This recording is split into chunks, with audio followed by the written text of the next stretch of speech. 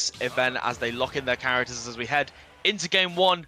Top 64 qualifier, Samus and Hero, Sisqui and Luchalitten and Meryl. Let's get into it. And it is the Hero as we go into game one onto small battlefield.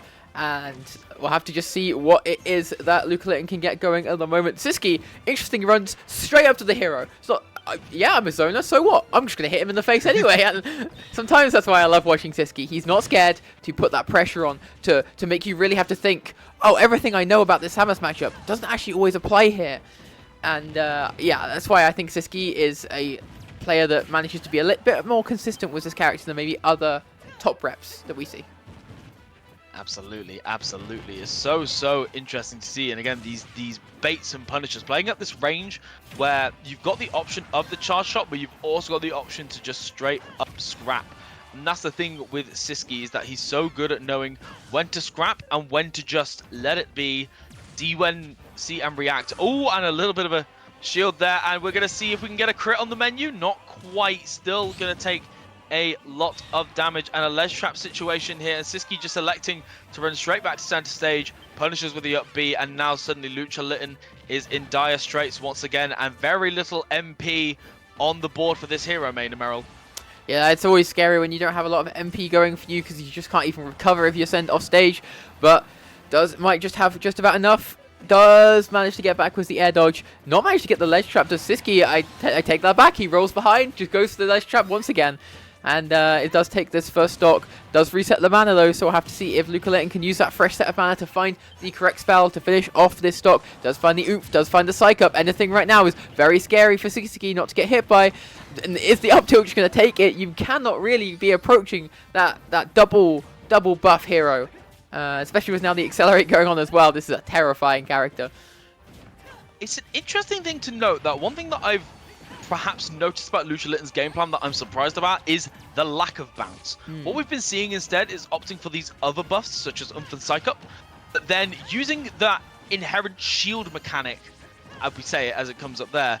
But that's the first one that we've seen. All of that, and the thwack is just such a big area to cover, and Luchalitten with the first lead, you know, very strong lead of the set. Again, just catching these air dodges down, getting a couple of up tilts, and even though it's not too much damage, it's also a little bit of MP. Every hit that Hero gets feeds back into that down B mechanic, and caught the roll, but just not quite managing to get the timing on it, and eating quite the big punish for it. And I'm loving these parries on the forward airs. It's a really nice thing to show that you're proficient in the matchup. You're either spot dodging or you're parrying that last hit, and you get so much off of it, but not quite managing to get the zoom, rolling the dice and showing snake eyes right now.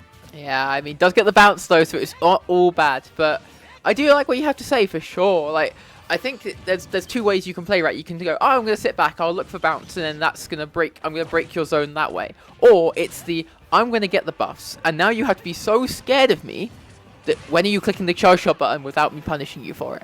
And I think that's the way Luchalitten's gone. I do like that approach. But at the moment, does get hit by the charge shot, and the lead is gone. He's at kill percent, and he's on ledge against Samus. This is never where you want to be, but does get the parry, as you say. Very good at doing that. Goes for the up tilt, not managing to hit. And we are just trying to find, we're scrapping, we're trying to find that hit. The down air into the up air isn't going to manage to kill. Good DI on that. It gets the accelerate. Another up air. It does manage to kill on that second up air. Very well played by Sisqui, finding that catch. I mean, what a catch to get as well, right? It's that, you know, I'm going to catch you whilst you're jumping over me. And it was really looking in the favor of Luchalitten all the way through. It was that one string, that little charge shot into the down throw, and then a little ledge trap, and suddenly it was even Stevens all the way through. And Luchalitten had some really nice ideas. I like the mix-up of pace between those two game plans, both with and without bounce. But in the same vein, it felt like Sisqui just took a moment to reflect and caught onto the more typical Hero habits that Luchalitten doesn't have too many, but there are still a few here and there. But it is the same stage, same game plan. We've got the switch over to the Dark Samus here. I'm wondering, there's probably some little difference that I am missing here. Maybe the slightly lower shoot of the charge shot. But in the same vein, we are going to see how much this very minor character pick manages to affect things. Yeah, I mean, I'm not expecting it to make too much of a difference. I think the game plan is still the same for both players.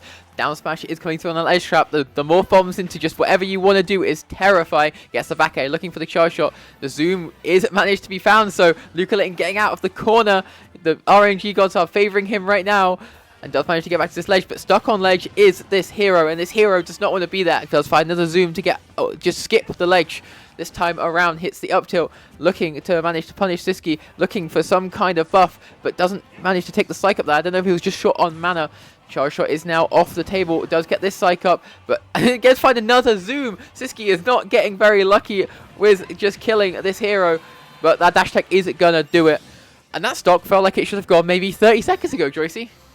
It doesn't matter how many 777s you roll if the casino is closed. At the end of the day, Sisqui just making sure that no matter the luck, no matter the correct circumstances, and an SD like that is the potential worst outcome. Never mind losing your money. The machine's exploded here. No luck for you whatsoever. And this has gone from potentially 1 or 2 hits to a complete sequence that is going to be needed to even remotely bring this to even Stevens.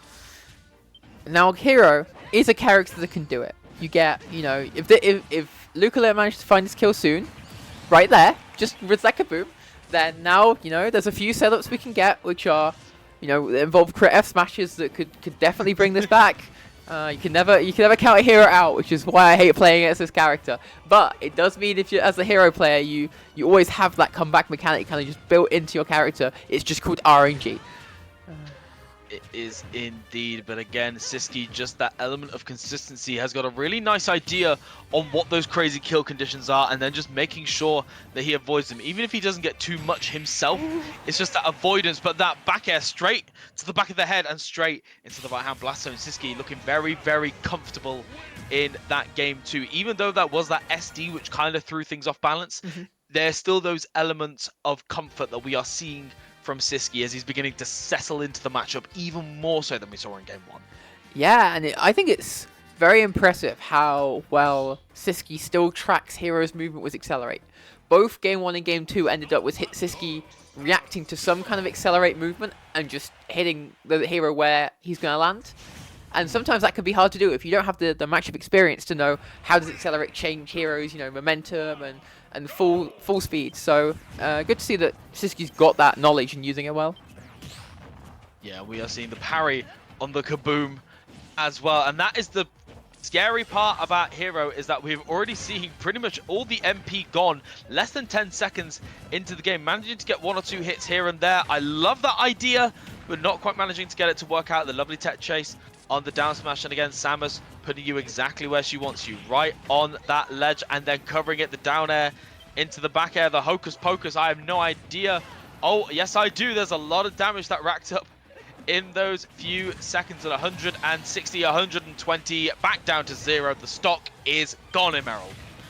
A very, very quick and decisive stock. It felt like Luchalitten never got the chance to really play neutral. It was just Sisqui got 1 hit at the start of the stock and you were on ledge, and that's where you lived for the rest of it.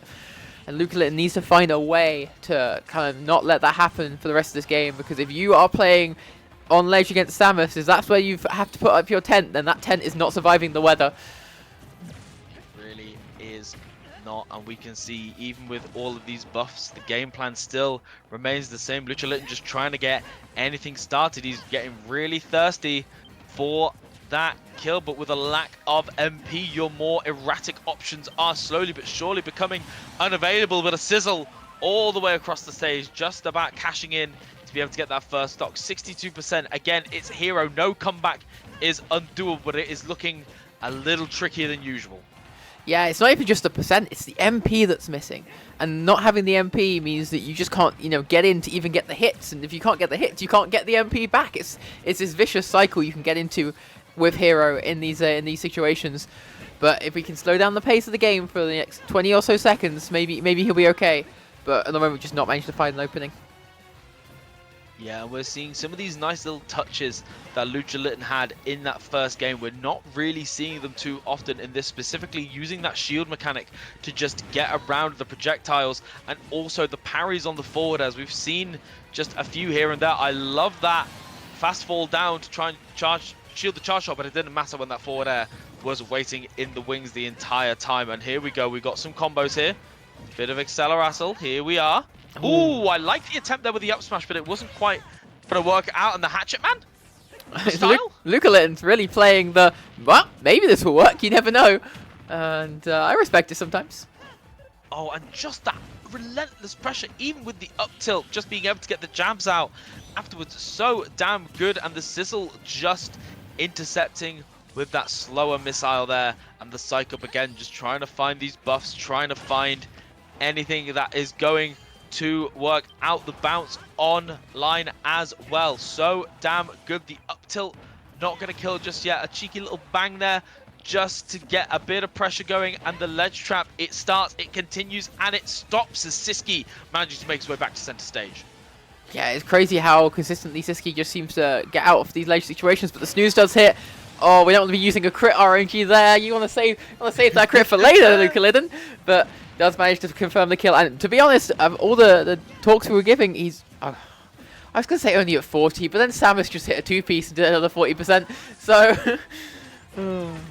Oh, I like that attempt with the forward smash. I think reading a spot dodge there. I love the fact that as well, Sisqui seems to have a really good grasp on the bounce timings. It feels like Sisqui won't use these. Oh my god, there's no way you got that confirmed. There is no way you got that confirmed. Just sending directly off the top. So damn good. This is why Sisqi's the top seed. This is why Sisqi's the top seed.